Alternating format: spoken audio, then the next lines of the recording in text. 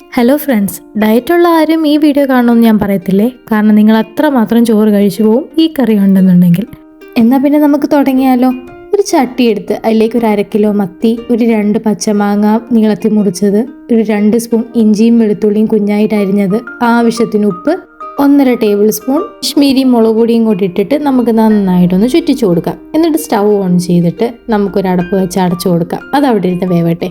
ആ ഒരു സമയത്തേക്ക് നമുക്കൊരു 4 ടേബിൾ സ്പൂൺ തേങ്ങയും, ഒരു 2 ടീസ്പൂൺ മല്ലിപ്പൊടിയും, ഒരു 1/4 ടീസ്പൂൺ മഞ്ഞൾപ്പൊടിയും, ആവശ്യത്തിന് വെള്ളവും ചേർത്ത് അരച്ചെടുക്കാം.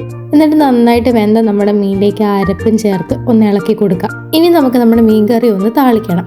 അതിനായിട്ട് ഒരു പാത്രം എടുത്ത് ആവശ്യത്തിനുള്ള വെളിച്ചെണ്ണയും ഒഴിച്ച് ഒരു 1/4 ടീസ്പൂൺ ഉലുവ, 1/4 ടീസ്പൂൺ കടുക്, ചെറുതായിട്ട് അരിഞ്ഞു വെച്ചേക്കുന്ന ചെറിയ ഉള്ളി, ആവശ്യത്തിനുള്ള കറിവേപ്പിലയും ഇട്ടിട്ട് നന്നായിട്ടൊന്ന് വഴറ്റി നമ്മുടെ മീൻ കറിയിലേക്ക് ഒഴിച്ചു കൊടുത്താൽ അടിപൊളി മാങ്ങയിട്ട മീൻ കറി റെഡി.